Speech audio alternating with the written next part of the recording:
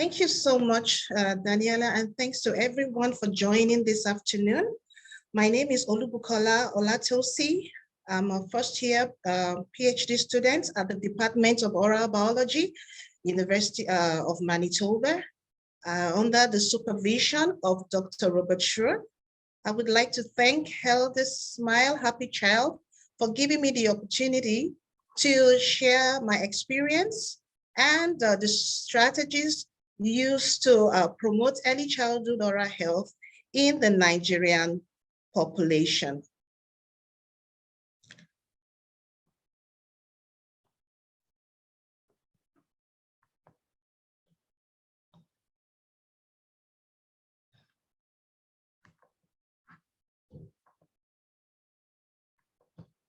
So before I go on, I would like to acknowledge the traditional territories that the University of Manitoba campuses are located on. The University of Manitoba campuses are located on the original lands of Anishinaabe, Cree, Ojibwe, Dakota, and Dene peoples, and on the homeland of the Métis Nations. We respect the treaties that were made on these territories.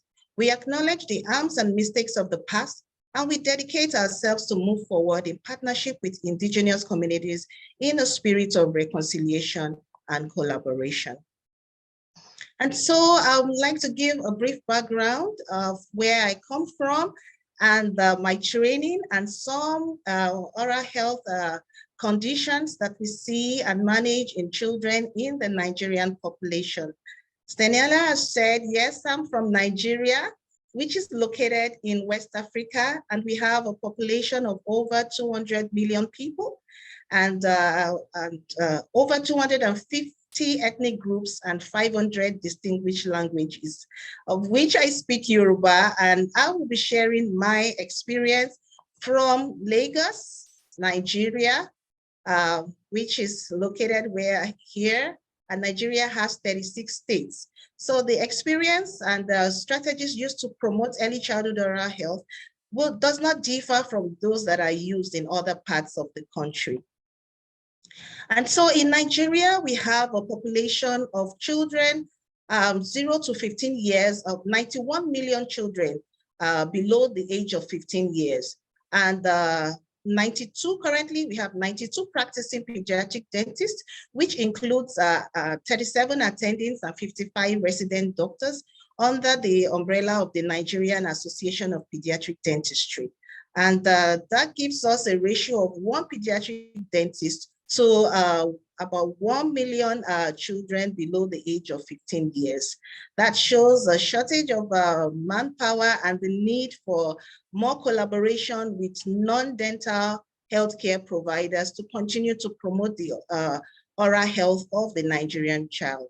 Also, we have currently 9 accrediting dental schools, which are associated with government hospitals, general hospitals, and tertiary hospitals that provide care for children. The few pediatric dentists that we have in Nigeria are located in the southern part of Nigeria, with very few in the northern part of Nigeria. And these pediatric dentists are also serving children in the urban areas. So we continue to promote early childhood, not just early childhood oral health, but childhood oral health for the Nigerian child. So my experience I will share today and some strategies used from Lagos. I come from Lagos, which is an urban city in Nigeria. It is one of the largest metropolitan area in Africa, the largest, and it has approximately 28 million people, and it's the major African and financial and economic hub of Africa. So I had both my undergraduate and postgraduate education at the University of Lagos, Nigeria. And I also taught as a faculty at the Department of Child Dental Health at the University of Lagos before proceeding to Canada to pursue my PhD degree. The University of Lagos was founded in 1962, and it currently has about 57,000 students, and it's one of the top ranking universities in Lagos. The Lagos University Teaching Hospital was where I had my residency training for the fellowship of the National Postgraduate Medical College of Nigeria. And I also taught as pediatric dentistry and cared for children at the Lagos University Teaching Hospital. So some of the, this just shows a view of where I trained, the pediatric dental clinic at the Lagos University Teaching Hospital, just to show the team, the dental team with the children, the nurses, patients, and the resident doctors, and some students as well. So some cases that we see and manage in Nigerian population include and not limited to early childhood caries. We see lots of cases of early childhood caries, which we manage through prevention before the irreversible damage occurs. We also place, once there's damage, we also do some tertiary preventive treatment as well. We also see cases of dental anomalies, which include cleft lip and palate in these children. We see other dental anomalies such as premature teeth in the newborn, as is reflected in the picture here. And also we see also cases of malocclusion, crowding, and we manage traumatic dental injuries. Also, some soft tissue lesions are also seen in a pediatric population. Here we can see a child, an 8-year-old child presented with X disease. And this X disease has been associated with poor oral hygiene, malnutrition, and also it points to the immunocompromised status of a child. And sometimes it has also been associated with child abuse, especially through oral sex. So we see this also in our population. Also on this place, you can see a child with what we call acute necrotizing ulcerative gingivitis, which can progress to normal. It's usually seen mostly in the northern parts of Nigeria due to ignorance, poor awareness, poverty, poor oral hygiene has been associated with this. This condition usually starts as ulcer in the mouth, and it rapidly progresses to affect the soft tissue and bone and causes necrosis of these tissues and deformity in a child. We see cases of non-accidental injuries and also dental neglect and child abuse as some of the cases, not limited to what we see at in the Nigerian population. And so why is it important to promote early childhood oral health? We know that early childhood caries, it stood the case seen in children below the age of 6. It is one of the most prevalent chronic conditions in children. It is a significant public health problem, with, which has been documented to be 10 times more prevalent than asthma. Over 600 million children are affected worldwide. In the US, 1 out of every children has experienced early childhood caries. The data in Nigeria, the Nigerian prevalence, we don't have a national study, but we have the prevalence of early childhood caries ranging between 10 to 48%. And the untreated number of early childhood caries in the Nigerian child is as high as 90%. And so we know that if early caries is not treated, it can affect the quality of life of the child, leading to complications such as infection in the mouth and also in the general body. It has been documented to also cause brain abscess. Also, it can cause early loss of the primary tooth, leading to malocclusion in the permanent dentition.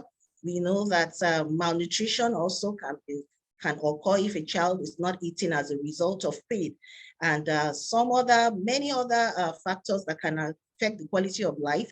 And also loss of school hours have been documented to be part of the complications and some problems with regards to early childhood caries. Therefore, early intervention and timely prevention is very key to reducing the burden of early childhood caries. And so we know that early childhood caries in general is not caused by one factor, but multiple factors come together to contribute to the etiology. We have biological, behavioral, psychosocial factors, which are all linked to an individual's environment.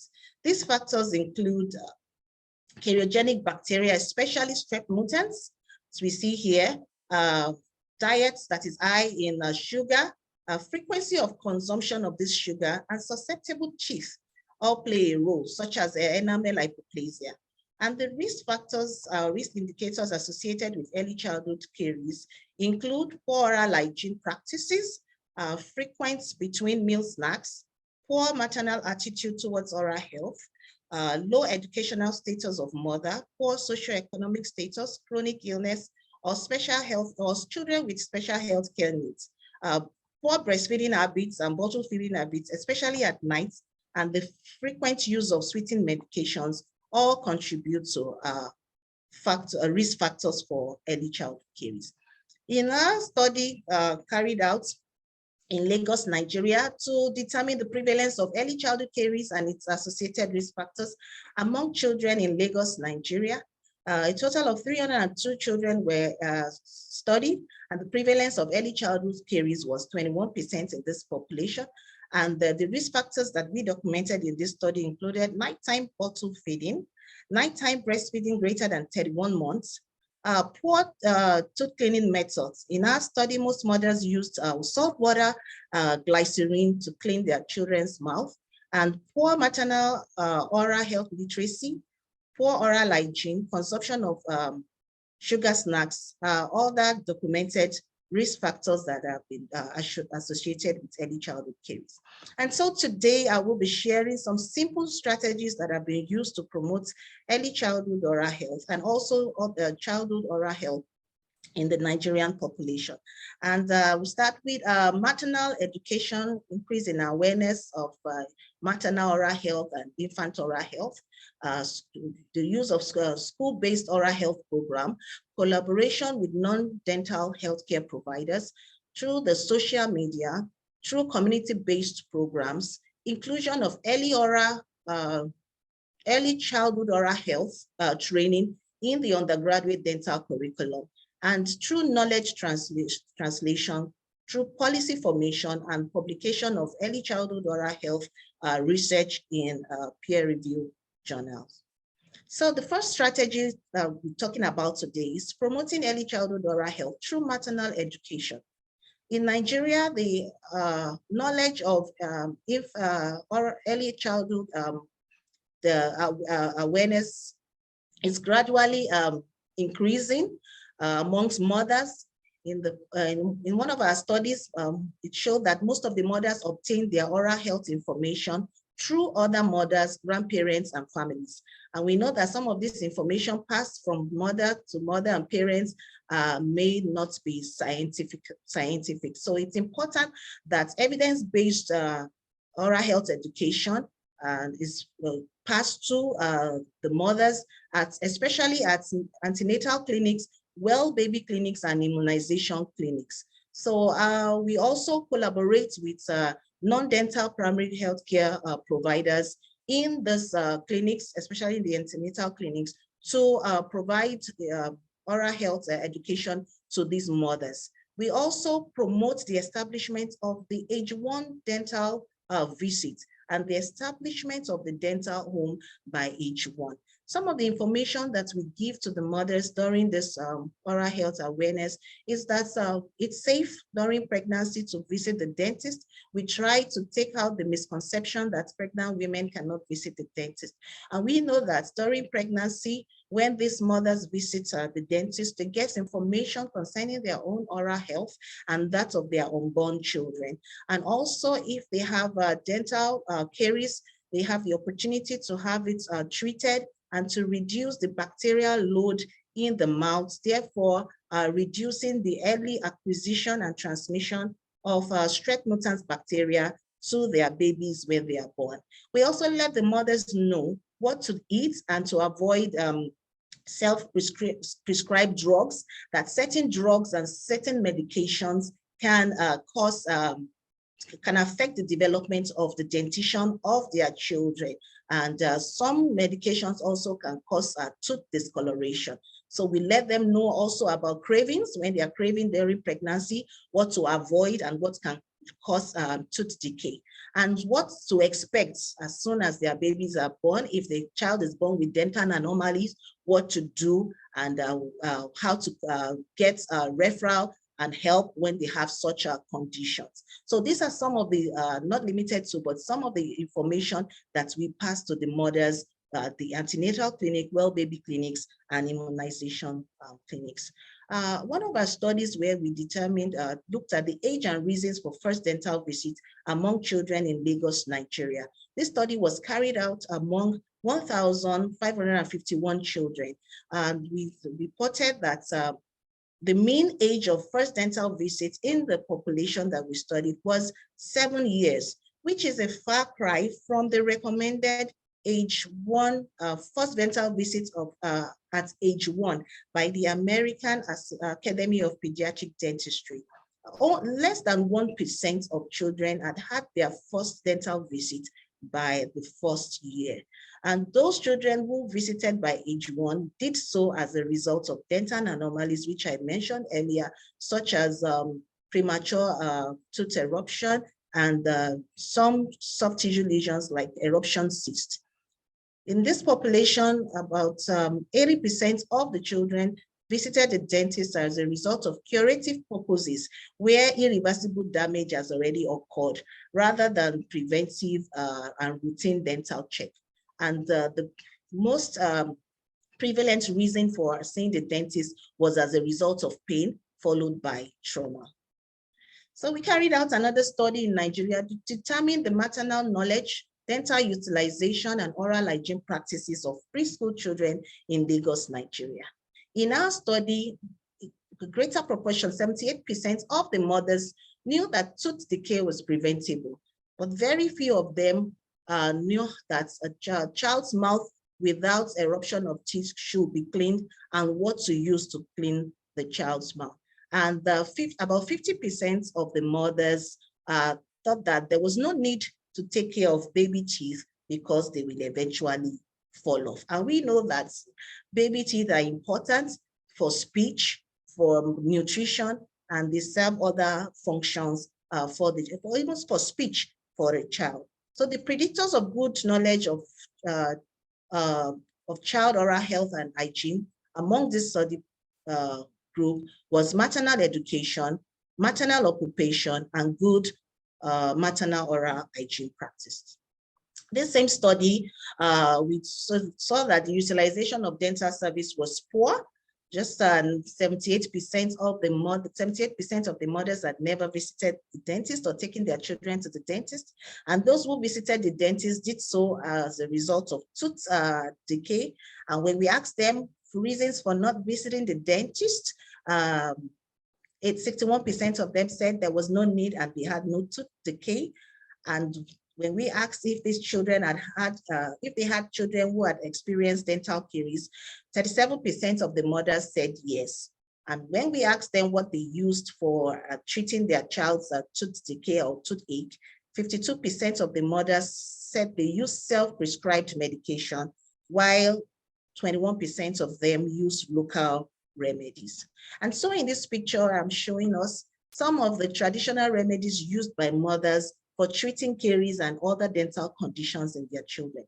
This is the black soap, which some of the mothers in our population use for teething.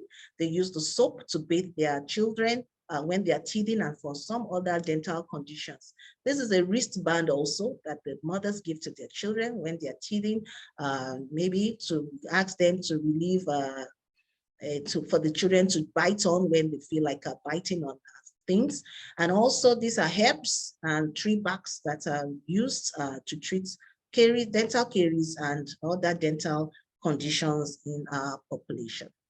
So to aid in the oral health awareness among mothers and primary caregivers, the Nigerian Association of Pediatric Dentistry came up with these posters. Were designed in very simple languages to show that it is safe for pregnant women to visit the dentist. It also shows what to do once a baby is born, how to clean the baby's mouth, and also the age-appropriate amount of toothpaste to be used according to the age, 0 to 3, 3 to 6 years. And we also emphasize the age 1 dental visit amongst the study population and population. So these posters have been translated to the 3 major Nigerian languages, Yoruba, Hausa, and Igbo. So the second strategy I'll be talking about today is promoting early childhood oral health through school-based oral health programs. We go to schools, and school is a very good environment for regular oral health education for children, and also for dental screening, diagnosis, and referral of children to the appropriate facility for further treatment. So we do not only educate children, we also educate, train the teachers, because it's been documented that children spend about 50% of their daytime in the school. So it's important that the teachers also are trained so that they can also educate the children on prevention of dental caries and other promoting childhood oral health. So in our study in Lagos, Nigeria, carried out among school children to determine disparities in caries experience and social behavioral risk indicators in private schools, school children in Lagos. We identified that there's been a trend, of course, decrease in the prevalence of caries among private school children when compared to those attending public schools.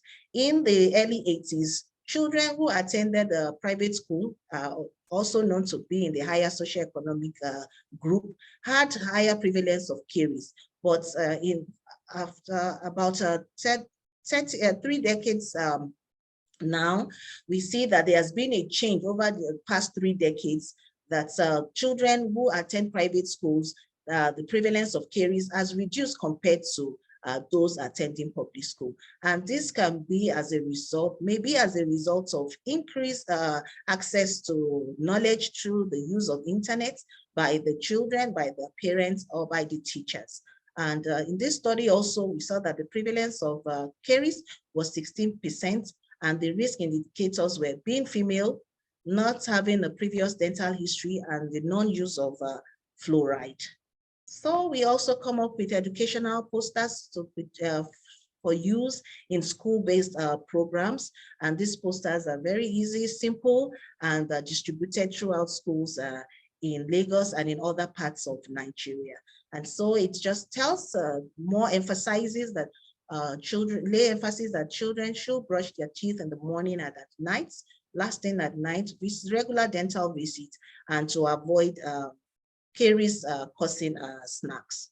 These same posters have been translated to the 3 major Nigerian languages. So the third strategy is promoting early childhood oral health through community outreaches. We carry out several community outreach, especially in underserved populations. This picture just shows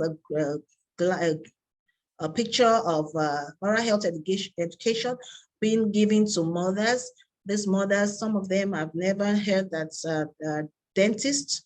Some don't even know what to use to clean their children's mouth, and some get information from other parents on all that information that has been passed down from generation to generation to them. And so this is one of the places where we visited. Over 150 children were screened at this community outreach. So Lagos is an urban city, but it also has slums and lots of underserved population areas. This is Makoko. It is an urban slum in Lagos.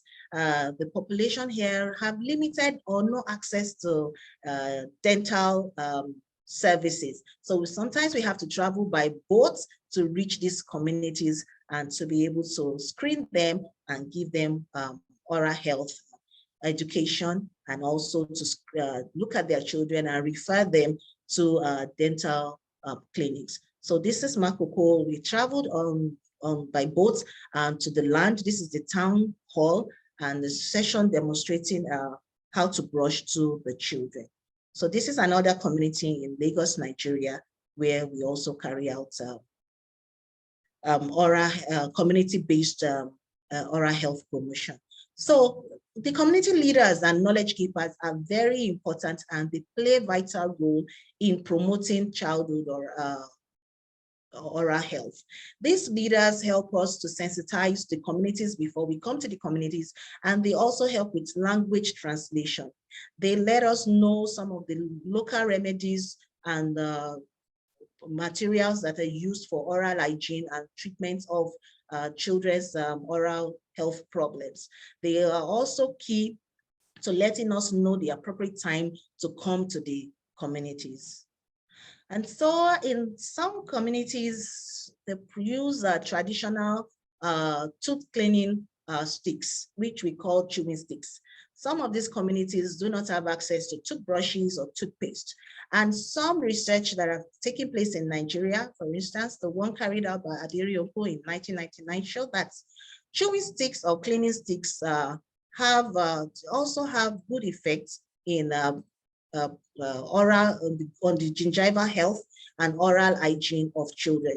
This study showed the effect of two common Nigerian chewing sticks on gingival health and oral hygiene, and it was carried out among 12-year-old primary school pupils. And the results showed that there was no significant difference in the oral hygiene status of children who use toothbrush and those who use what we call Pako Ijebu. This is the scientific name here, and another tooth cleansing stick, which is called Oriayon. This is also the botanical scientific name that is shown here. And also Schotte and Walensky in 1988 also were able to isolate natural plaque inhibiting substances from some Nigerian chewing sticks. And their studies show that this aqueous extract inhibited the attachment of strep mutans to hydroxyapatite bits. And therefore, we recommend tooth cleansing sticks for children who are not able to afford toothbrushes. But the right technique is very important in using these tooth cleansing sticks. So the fourth strategy we're talking about today is promoting early childhood oral health through social media platforms. I am a founding member of the Ask the Pediatrician group, which started online on Facebook in 2015.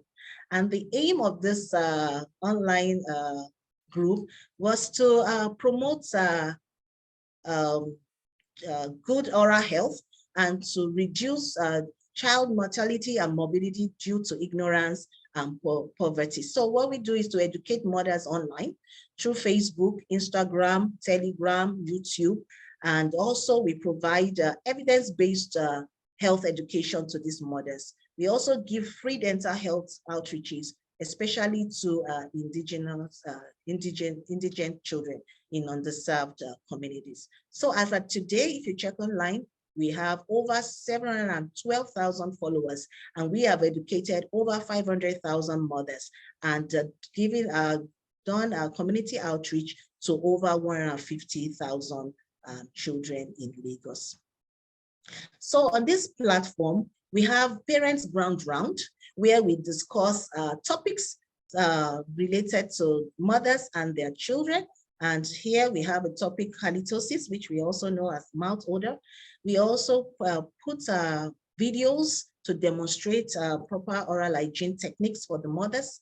We also, on the platforms, have conferences for the mothers where they register. Though it's free, but they have to register, and they take part in webinars, conferences, and seminars online. So the mothers, one of the good sides of this is that the mothers have real-time answers to their oral health questions.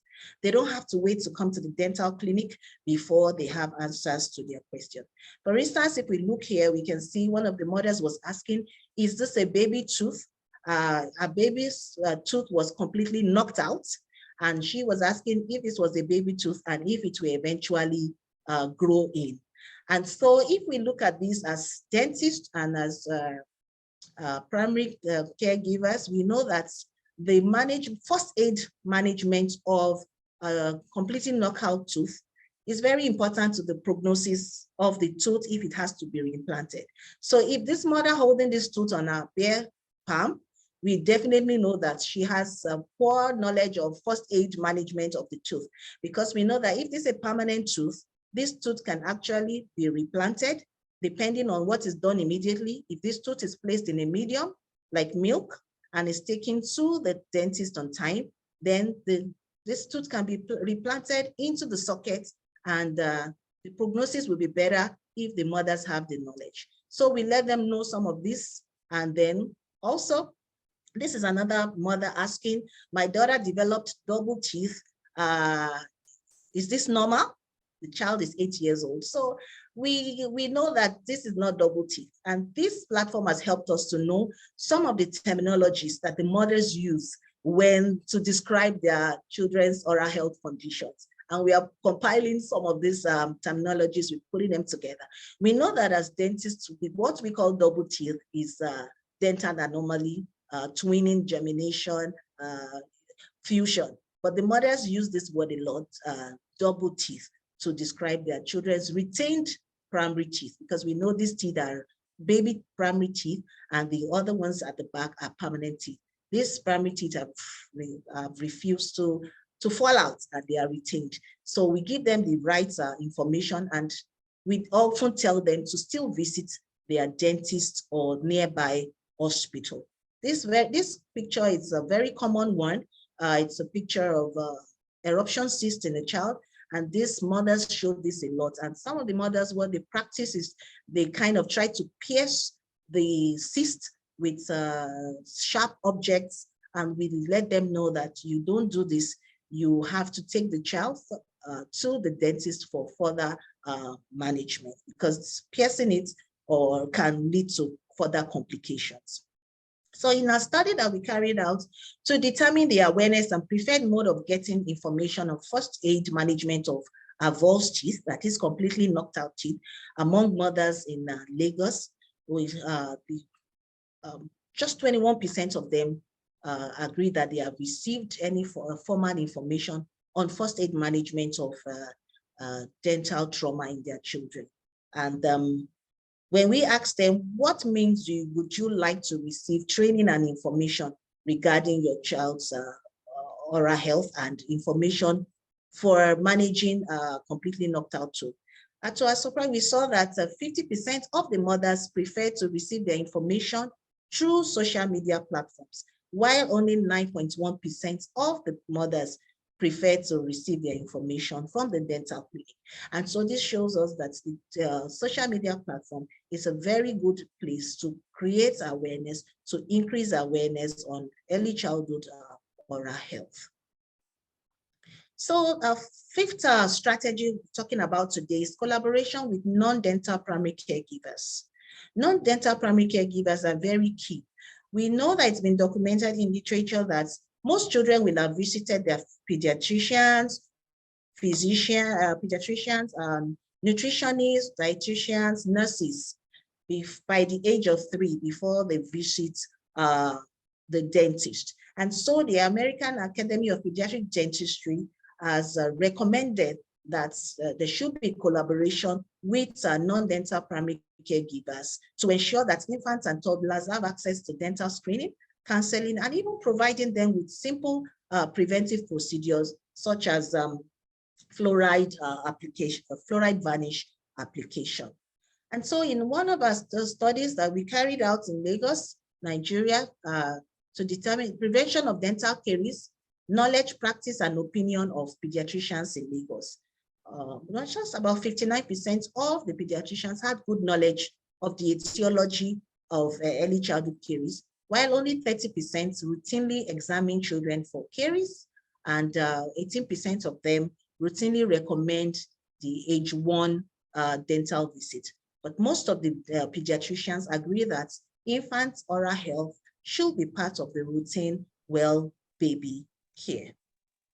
So as part of this, in 2017, I received a grant in collaboration with the University of Iowa to carry out, to train non-dental practitioners, which are nurses and midwives. And this took place in Lagos, where we trained 150 nurses and midwives. So this picture just shows some of the nurses receiving the oral hygiene technique on how to brush. And once these nurses are trained, they can further train mothers in the antenatal clinic, immunization clinics, and at well baby clinics, and also in the communities.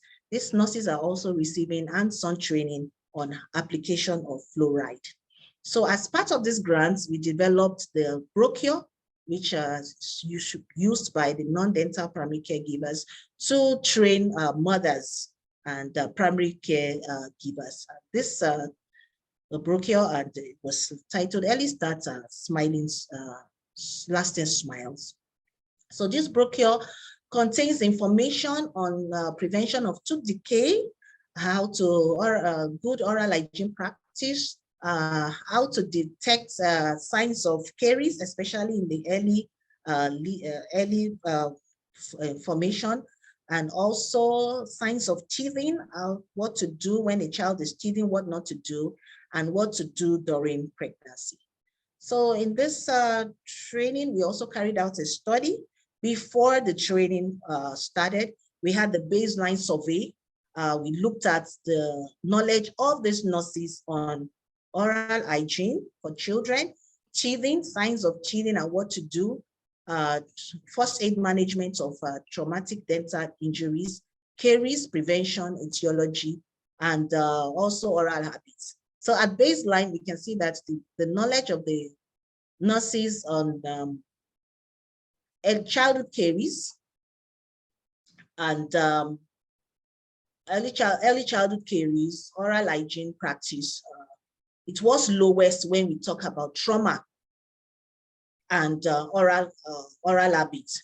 But there was a significant increase in the knowledge of the mothers after the intervention, after the workshop. Their knowledge had increased after the workshop, and these nurses were followed up for 6 months for evaluation. So before this baseline, immediate survey, and after 6 months, we saw that their knowledge on maternal and infant oral health had decreased. And this shows that there should be a continuous training and retraining of these non-dental primary care givers to sustain their knowledge on infant and maternal oral health. So the 6 strategies that we have used to promote early childhood oral health is through the inclusion of early childhood oral health in the undergraduate curriculum. And the curriculum in Lagos and in other parts of Nigeria, in the dental schools, we teach and emphasize early childhood oral health promotion. And this just shows a group of students. This lecture is taken in the final year of the undergraduate dental students. And these students demonstrate their skills and knowledge in how to promote oral health in the communities and in schools. This shows a session of the students in class. The students design their posters. They come up with songs, oral health promotion songs and jingles, and even sometimes dramas that can be done to promote oral health in the communities and in schools. So a study that was carried out in Lagos, Nigeria, to determine undergraduate medical students' knowledge and attitude on early childhood caries and infant oral health. We saw that only 29% of the students, final year dental students, had good knowledge of early childhood caries and infant oral health. 36% of the students knew that child's first dental visit should be by age 1. And just 23% of them knew the appropriate cleaning method for infants. And we know that these students will eventually graduate to become general practitioners, physicians, pediatricians. And therefore, the knowledge of prevention of early childhood caries and diagnosis and early referral, it's very important. So our study recommended the inclusion of early childhood oral health topics in not only in undergraduate dental students curriculum, but also in undergraduate medical students curriculum. So also the Nigerian Association of Pediatric Dentistry on World Oral Health Day and International Children's Day continue to promote oral health for the Nigerian child by sensitizing children in different parts of the country on these 2 days, not so limited to these days, but this is the day that all the days that the association comes together to promote early childhood oral health and childhood oral health in general. At these days, the children are screened, free screening, and also they are treated. They receive some free treatments, and they also receive dental products, toothpaste, and toothbrushes, and also receive education, oral health education. And so we also design certificates. These certificates have been designed to modify or improve the behavior of children at the dental clinic. We call it the certificates of good behavior. And these certificates, as simple as it looks like, the children love it. They see it as a reward, as certificates. And we've seen that this certificate, the children show it to other children, and some of them come to the dental clinic because of this certificate, so that they can also get theirs. And so we use that opportunity to examine the children, and this has helped us to promote childhood oral health in children. So the 7th strategy I'll be talking about today is knowledge translation, and through publication of research findings and about child oral health in peer-reviewed journals. And the Nigerian Association of Pediatric Dentistry has a journal which we call the Journal of Pediatric Dental Research and Practice. And in this journal, it is an international peer-reviewed journal where we publish manuscripts in all areas of dentistry related to children in Nigeria. So this is where we publish and let public know, and where policies can be developed to further promote childhood oral health in the Nigerian children. So we're calling for manuscripts. I'm currently the editor of this journal, and we are hoping that we can get some papers from the Canadian population as well. So the Nigerian National Oral Health Policy, which I'll talk about, also has comprehensively addresses the promotion of oral health and well-being of the Nigerian children. We have the policy. Presently we have a draft of the 2020 policy which has not been implemented, but it includes areas where oral health promotion of children is addressed, and some of it includes the integration of oral health care into the mother and preschool care, integration of oral health care into school health care programs, and also enforcing regulation of fluoridation of all toothpaste, because not all toothpaste in Nigeria has fluoride right now, and then enforcing regulation on food labeling for sugar content. Some products do not show the label of the amount of sugar that is present in those food, and also to institute and enforce regulation on the marketing of sugar foods to children, the reduction the inclusion of taxes on sugar sweetened beverages to ensure that there's regulation, of taxes on sugar sweetened beverages. And so in Canada, I still continue to promote early childhood oral health through the Healthy Smile, Happy Child initiative, which was developed by my supervisor, Dr. Robert Schur. The Early Smile, Happy Child initiative also promotes oral health of the children, Canadian children, especially Indigenous children.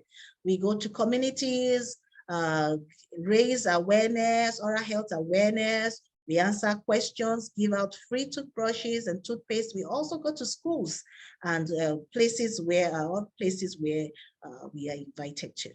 And so also my thesis is also geared towards promoting early childhood oral health through the use of the newly developed caries risk assessment tool for preschoolers to be used by non-dental primary caregivers among the Canadian children, First Nations and Métis children in Manitoba. And the title of the thesis is Working Together to Implement the Novel Culturally Informed Caries Risk Assessment for Young First Nations and Métis children in Manitoba. And this tool was developed by my supervisor, Dr. Robert Schur,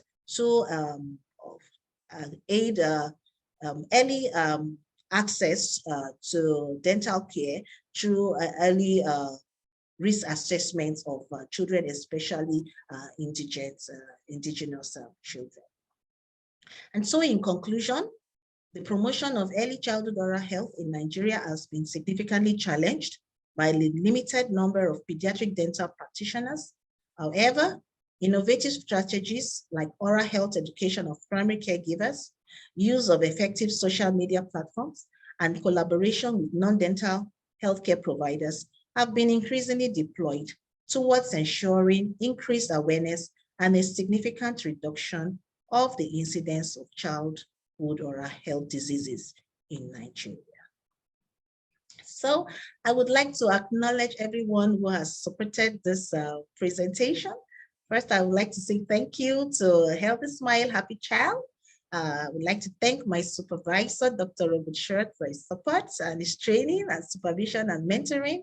I'd like to thank the Children's Hospital Research Institute of Manitoba for creating the platform for this presentation and continuous care for children, and the University of Manitoba, the entire member of the Robert Shirt Lab and team. I would like to also thank my professor. I have many tutors. I was privileged to be trained by the first female professor of dentistry in Nigeria, Professor Iyo Shote, who is also online now, and the Nigerian Association of Pediatric Dentistry. I'd like to appreciate the College of Medicine, University of Lagos, where I was trained, the Lagos University Teaching Hospital, and the Ask the Pediatrician platform.